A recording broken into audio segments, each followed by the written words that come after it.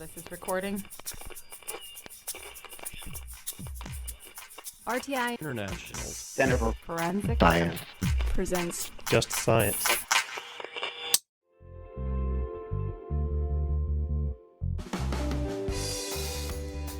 Welcome to Just Science, a podcast for forensic science professionals and anyone who is interested in learning more about how real crime laboratories work. In episode 3 of the 2019 R&D season, Just Science interviews Dr. Robert Allen, professor and head of the Forensic Sciences Department at Oklahoma State University, about a method to estimate the age of bloodstains using quantitative PCR.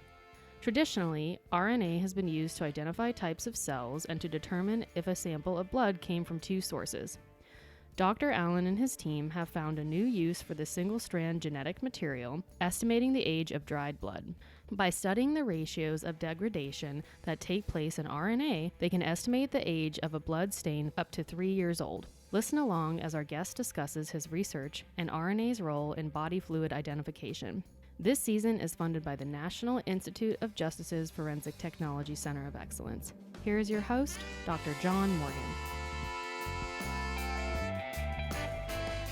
And welcome to Just Science, the podcast for forensic science professionals. I'm your host, John Morgan, with the Forensic Technology Center of Excellence, a program of the National Institute of Justice run by RTI International. This week, we are in Baltimore at the American Academy of Forensic Sciences meeting in February of 2019. We are pleased to have with us Dr. Robert Allen. He is the chair and program director, as well as a professor of forensic sciences at the School of Forensic Sciences, Center of Health Sciences at Oklahoma State University. And he got his PhD in molecular biology and genetics from Purdue University and has 82 publications with 2 more in present, 2 in preparation.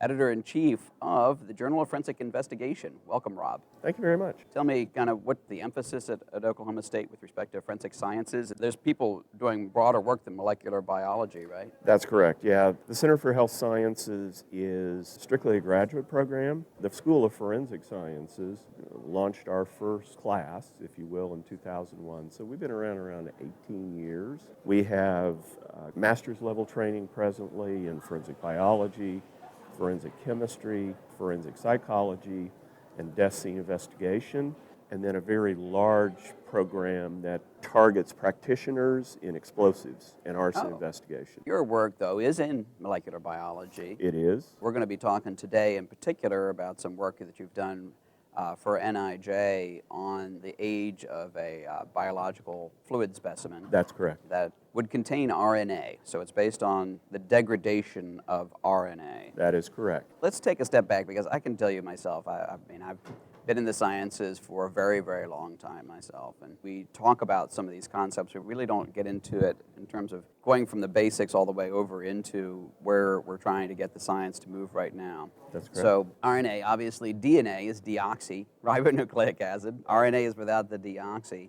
What is the role of RNA in the cell? If you think back probably to, for me it may have been high school biology, now it may be 6th grade biology. You'll remember that your genetic code, which is the repository of who you are, is contained within DNA. But in order to read those chapters, a cell synthesizes an intermediate known as RNA that actually becomes the script, if you will, out in the cytoplasm of a cell to manufacture all the proteins and carbohydrates and everything that makes you survive and function. You have one copy in your cell nucleus of your DNA. That's correct. I think people don't realize just how dynamic the DNA is. It's opening and closing all the time to make RNA. It's kind of like a heartbeat when you think about it. It goes through a rhythmic cycle of being decoded and then put the book away for a minute until you need that information in the recipe for life again, in which the DNA relaxes, RNA is made, it flows out into the cytoplasm where it's decoded into protein. So now, is all the RNA being made the same? Because there might be different kinds of protein structures in different parts of the cell. Tell us about the structure of RNA, because that's going to be important for your research. DNA is double-stranded. There are 2 chains that are complementary, like the halves of a zipper that zip up or zip down, depending upon whether the DNA is going to be decoded. RNA is just a single piece of nucleic acid and has the chemical difference already referred to in terms of deoxy versus ribonucleic acid. Once it's decoded and processed and leaves the nucleus of a cell, it's a single-stranded molecule, has some chemical modifications on each end that help protect it from being degraded. Right. It combines with the protein synthetic machinery. The protein is made. The RNA can be copied many times in terms of protein copies per molecule. But eventually, as the cell no longer needs whatever that product is, that RNA will decompose and disappear. It'll be broken back down into its building blocks, which may be recycled or excreted from the cell, whatever. All right? Sure. The other piece of it is that every cell in your body has the same encyclopedia of who you are, but only certain chapters are read depending upon whether you're a liver cell or a heart cell or a skin cell. So different cell populations in the body will have different compositions of RNA depending upon what that cell is supposed to do. Now, has RNA been applied in terms of looking at body fluid identification then? It has. That was really probably the beginning of securing its place in the forensic sciences. There's lots of simple and inexpensive assays to distinguish semen from blood, from saliva, etc. Things that operate a lot like the home pregnancy test kit. But occasionally, if you get mixtures of blood from, let's say, a woman who's on her period and a perpetrator who has murdered her or something, you can use an analysis of RNA to determine that, hey, this is a mixture of two different individuals. And unknown tissues can be identified based upon the composition of RNA or the detection of specific RNA molecules unique to skin or urine or all other body fluids. Now, in general, though, RNA is not very good for individualizing. Not yet. Yeah. I wouldn't presuppose to suggest that somebody won't look at it in a way that's be very technologically sophisticated, but the genes that distinguish you from me, in terms of the DNA polymorphisms we think about, may also find their way into RNA molecules sometimes in terms of the sequence. Well, you can have anything from, like, the differences in eye color have to be coming from an RNA messenger that's going off, and that's different from that part of the DNA. But you're also going to have single nucleotide polymorphisms. That's what I'm talking about. Yeah, okay.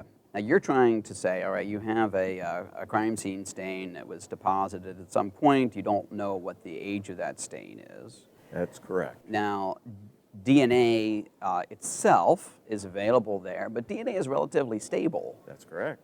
DNA was not necessarily a good choice for trying to find the age of the stain? No, but I suspect that if you were really interested in perhaps trying to age really, really old stains, I mean, DNA does decompose. It's just the time frame over which it happens may be measured in decades or something, depending upon how that body fluid stain exists environmentally. Sure. RNA degrades much faster. And so our studies on the decomposition of RNA, if you will, which we think is a good molecular clock, has a span of time over maybe 1 to 3 years. We've gone out as far as 3 years now. Okay. But all the work I talked about yesterday was stains aged for up to 1 year. So the time frame is much shorter, which makes analysis of RNA perhaps a better candidate for the typical kind of crime scene sample. Actually, you touched on something I want to make sure our listeners are aware of, and Dr. Allen's presentation was recorded here at AFS during the NIJ Research and Development Symposium. For those of you who are looking more into some of the technical information about his research, I encourage you to go on our website, forensiccoe.org, and search on the 2019 symposium and find his work. You'll be able to view his presentation off of the website. So this kind of sets it up. So this is a viable approach. What have been the barriers to us being able to apply the use of RNA aging? Okay, so the value of RNA degradation as a possible indicator of elapsed time is not a new idea. There have been sort of anecdotal reports in the literature of somebody finding RNA in a bloodstain that's 30 years old, for example. Just, wow, I found RNA here. And see the sort of dogma that molecular biologists grow up with in the field of molecular biology is that RNA is very unstable. If you don't take great care to preserve it when you're working with it, it will disappear. Sure. And it will disappear because there are enzymes that just love to chew it up. And so the notion that a 30-year-old bloodstain would still have RNA in it for, say, hemoglobin, which is a huge protein product in red cells, right? So there's lots of that RNA in a bloodstain. The notion that you would find it in a 30-year-old stain was kind of surprising. There have been other attempts to look at the concentration of different RNAs in different kinds of stains. Those have yielded encouraging sorts of hints that it might be possible. But in reality, all of the studies that have been done suffer from limitations, and the limitations relate to the technological steps that you have to go through to actually quantify how much RNA is a stain. Not really to toot my own horn, but we developed a new way to look at it. And instead of looking at multiple RNAs, we look at the ends of single RNA species. Okay. So some of the technological variability that enters into the assay disappears because you're looking at one molecule instead of two. So the ends being these caps that are put on by the correct. cell onto the ends of the RNA to keep it intact. That's correct. That's correct. Do those ends protect it from the enzymes? It does. It does, and also perhaps from chemical breakdown of the RNA. And what we discovered is that the disappearance of the end is different from the 5' end versus the 3' end of that transcript. And we found this to be a general phenomenon in the overall degradation of RNA in dried body fluid stains, blood, semen, saliva, and secretions. So 5' and 3' being two different kinds of RNA or two different No. ends of a single piece of RNA? It's the term given to the ends, and you might kind of think of it in RNA as a sentence. Mm-hmm. So there's a start to the sentence, and that's the 5' end, and there's a period to end the sentence, and that's the 3' end. And the way the RNA gets degraded in a dried stain is that the 5' is preferentially chewed up faster than the 3'. So by studying the ratio of that degradative process, we can measure time. So now, when you talk about the degradative process, I can imagine several different kinds of chemical mechanisms, right? You very carefully said dried blood stain, That's correct. because I assume in a wet blood stain you're going to have much more enzymatic activity. That's right. And so you're really talking about an oxidative kind of reaction. That's right, and we think the deoxy in DNA that protects it, when that's not there, it's susceptible to chemical attack. The nucleic acid molecule is susceptible to attack. Okay. But the fascinating part of this is that it doesn't happen randomly. I mean, every nucleotide in an RNA chain lacks that deoxy protection, right? So presumably, every nucleotide in the RNA chain should be equally susceptible to chemical oxidation. And in fact, that's not what happened. It comes in from the ends with the 5' moving faster than the 3'. Can you tell the difference between degradation that's oxidative versus enzymatic? So is it possible this could be applied outside of dry blood stains, or so that you might be able to see oxidative reaction outside of the dry blood stains as a clock? Or am I just sort of stabbing at the wind here? You know, my hope is that what we're learning about, now this is separate from the forensic application, which is the reason we're here, right? Sure, yeah. But my feeling is that understanding the degradative process in dried blood stains may let us know enough about RNA degradation that perhaps that information will be relevant to some other sort of human disease, because your health and well-being depends upon the balance of making RNA and getting rid of RNA. And if you happen to have one of those single nucleotide polymorphisms, for example, that alters the sensitivity of an RNA molecule to be degraded either chemically or enzymatically, maybe what we're learning will help pinpoint an underlying cause of a disease or something to that effect. I mean, that probably is well beyond the end of my career, but it's a tremendous amount of fun to understand this degradative process as it exists, just for basic science. And the big payoff is that it may also have application in some area of relevance to everyday life. Sure. In addition to being bags of water, we're also bags of aging RNA. Yeah, that's right. Yeah, exactly. Pretty much. So let's go a little bit more deep into your research now. So are there particular methods that you're applying for examining RNA that kind of facilitate the ability to look at degradation in this way? Here's the other thing about our project. We started out back in probably 2013, actually taking all the RNA out of a dried stain and subjecting it to nucleotide sequencing. So, for example, in a blood stain, we were able to identify about 15,000 different messenger RNAs that all contribute to the life process in a blood cell. Sure. Each one of which is associated with a particular protein that the That's DNA right. is trying to send out That's into the right. world. Yeah. And our goal with taking that approach was to kind of get a survey of what's happening to degradation in general. And that was done in those 4 different body fluids. But it was never the end game when we got into this to continue to use RNA sequencing as our tool that would be used in a crime laboratory, hoping to estimate the age of a blood stain, a semen stain, or whatever. Okay.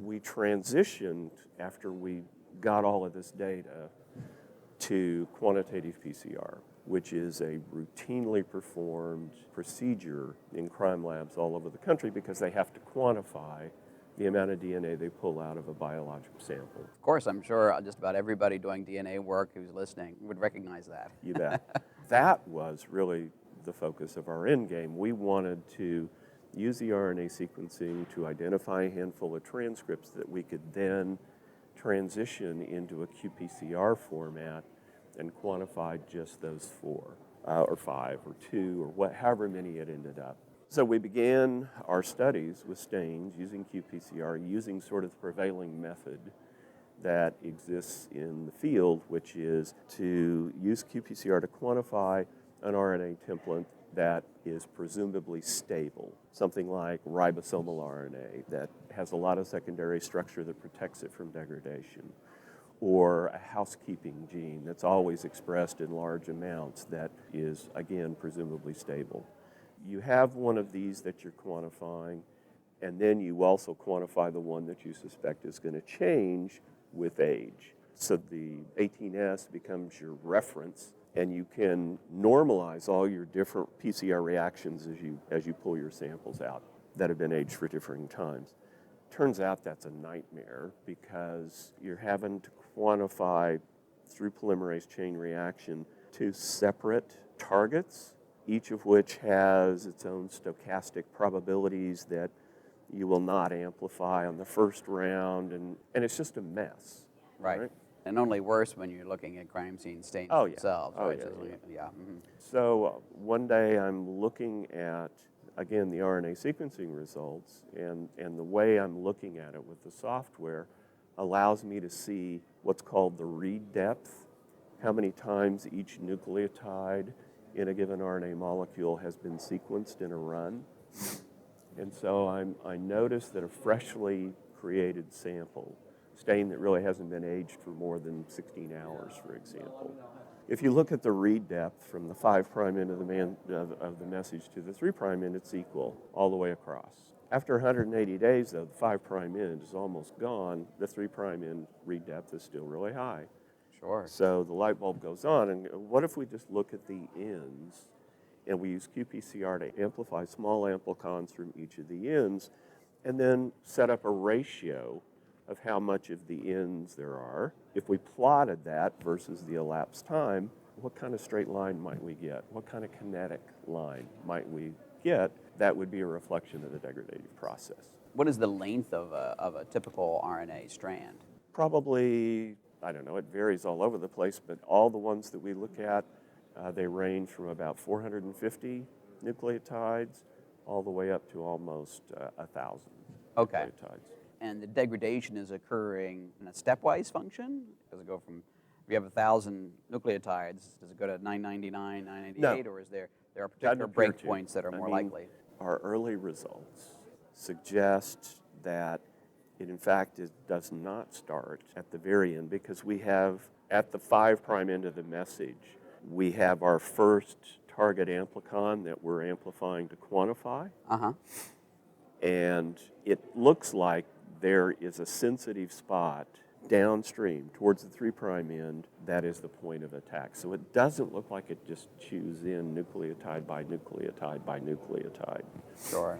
We haven't really delved into that. That's going to be a project for the next student that comes in, because we've sort of developed methods to map sensitive and non-sensitive areas within the 4 transcripts that we've looked at in detail. Again, that's research that is on the horizon that we hope to address. But preliminary results suggest that there's just a sensitive site sort of inside the fence, if you will, where that chemical attack begins. And at the same time, at the other end, the 3' end of the message, we have another primer set for one of our markers that if it's not in the coding region of the message, if it's down in the 3' untranslated region, it seems to change the kinetics of how the 3' end degrades. There may be some chemical modifications, methylations taking place down Sure. in the adenosines close to the poly A tail that confers stability on the transcript. So there's just a fascinating world of additional facts to unravel about this degradative process, and I think that information may be valuable.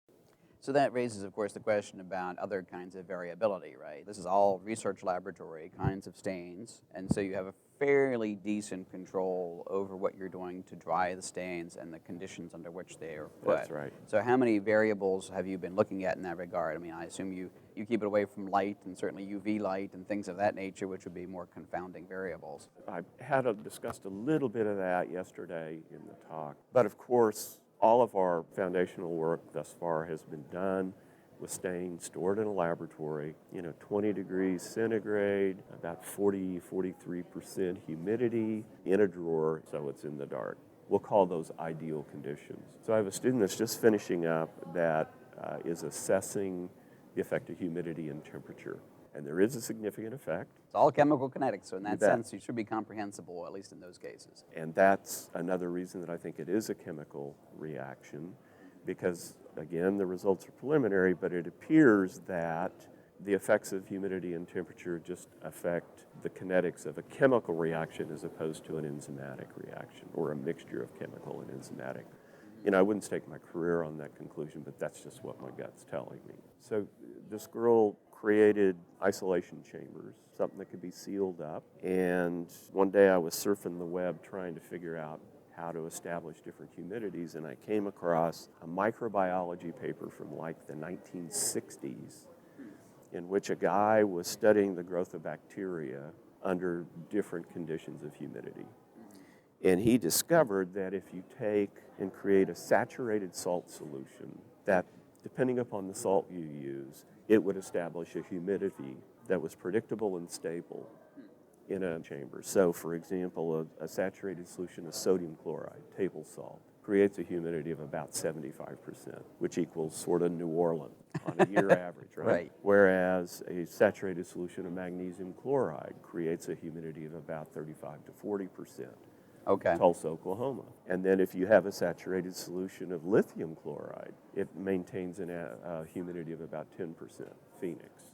And so she created a bunch of these jars with saturated solutions and then put them at 37 degrees room temperature or 4 degrees. And the kinetics are just beautiful, that if you want it to degrade really fast, you put it in the sodium chloride at 37 degrees, and a stain that will register on a standard curve after a year, all right, at that high temperature and high humidity is gone within 2 weeks.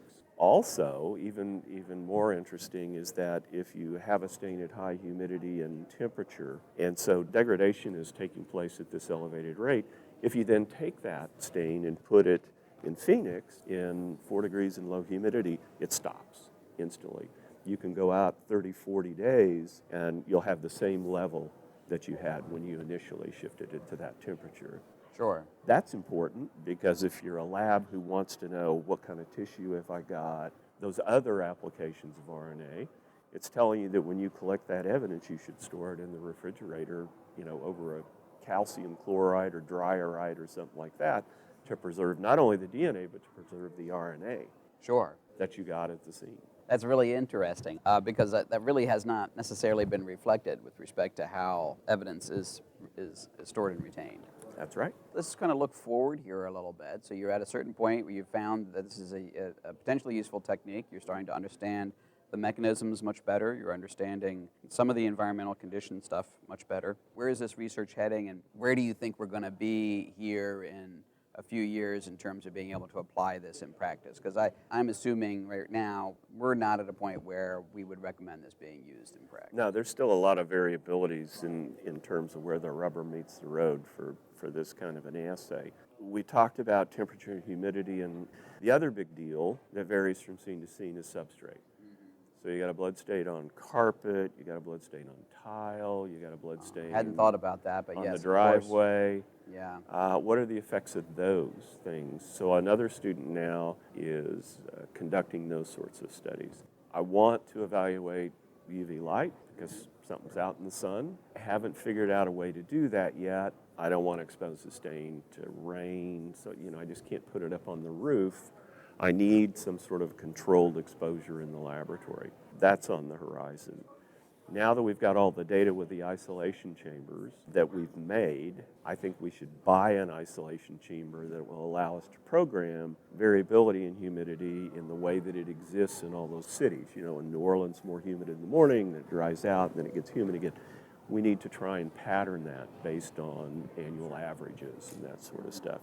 That's really getting down in the weeds, but I think that's information that's important. We're to the point where I need a mathematician. One thing we have demonstrated that if we take an unknown stain in terms of its age, I know what its age is, but the person I give it to doesn't. Right. But it's been stored under these ideal conditions, and I say, tell me how old this stain is. And that assay is performed. The estimates that come back are spot on with what the actual ages are. So in principle, under ideal conditions, this assay works like a champ. And you actually gave some figures during your talk. That's right. Something like plus or minus a couple of weeks over a period of 3-6 months, something like that? It's about 2 to 4 weeks of a window of variability in your estimate, or a window of inaccuracy if you want, up to 6 months. And it's about 4 to 6 weeks from 6 months out to probably 3 years. It's pretty good. It's not a bad estimate. And I might also say that I was talking a little while ago about the high humidity and high temperature storage. It disappears in 2 weeks versus a year's time. If we take the slopes of that high humidity, high temperature, and compare it to the slope of the ideal, it's a change of about 30-fold. And if we then incorporate that into a guesstimate of what the age of that stain is, even that is encouraging. Of course. When you look forward and try and consider how would we make an algorithm for a computer that would incorporate all these variables, and when was the stain collected, when did they think the stain was deposited at the scene, what was the temperature and humidity at that time. You can kind of get a little bit of a history of the environmental conditions. And of course, if it's a stain in an apartment that has central air and heat or whatnot, you can assume pretty constant temperatures and such. So I can't let you go with at least one left field question. All right. We actually just had a working group here at AFS on Monday on PMI, postmortem interval. And of course, my mind reels with respect to the application of RNA in that case. In some cases, you will have parts of the body that are going to be more like what your dried stain would be. But of course, you have a lot of the body that is not and will be, I assume, much more dominated by enzymatic activity. Probably so. So has this been looked at for PMI? Do you think it would be a promising approach for PMI? RNA degradation has been investigated in PMI in a model system in a laboratory using mice, I think. I don't remember. It was a really nice study, but highly controlled and all that sort of stuff. I think it's possible, but, and again, this is just my gut because I haven't really looked into it. Of course, yeah, we understand. I suspect that RNA, because the body is wet and is in a turbocharged decomp mode at the end of life, I suspect that the ways we have presently to estimate PMI with body temperature, core temperature, those sorts of things, I don't think RNA really would add much to the accuracy of those estimates. Near death, kind of like within hours, days kind of thing. Yeah. Where I suspect it may have application is in perhaps estimating the age of skeletal remains, which I think would be a fabulous advance there. Sure. Because the accuracy of your estimates begins to fail miserably when you're talking skeletonized remains in a clandestine grave or something like that. And yet, the osteocytes that are available in bone are so isolated from good blood supply and good fluid supply, if you will, that accelerates that degradative process. Just like DNA is really, really, really well preserved in bone or teeth, perhaps RNA as well. We haven't really looked at that, and if you recall, early on in our talk, I said we've got 15,000 transcripts in our library from teeth, from blood, from semen, etc. So we've really just begun to scratch the surface in terms of looking for an RNA that's in a really good abundance inside teeth and also is very, very stable, perhaps out 10 years, 15 years. That's sort of on the horizon. I don't really know that I'll do that. I mean, if I worked like at the Body Farm in Tennessee, where I had lots and lots of bone to work with, that would be a very attractive avenue to pursue next. Sure, absolutely. Well, this has been fascinating. I've really, really enjoyed the conversation here, Rob, and we're going to be definitely keeping an eye on what's going on at Oklahoma State with respect to looking at RNA and degradation and crime scene stain age estimation. So thank you very much for being on the podcast. Enjoyed it. And thank you all for listening to Just Science Today.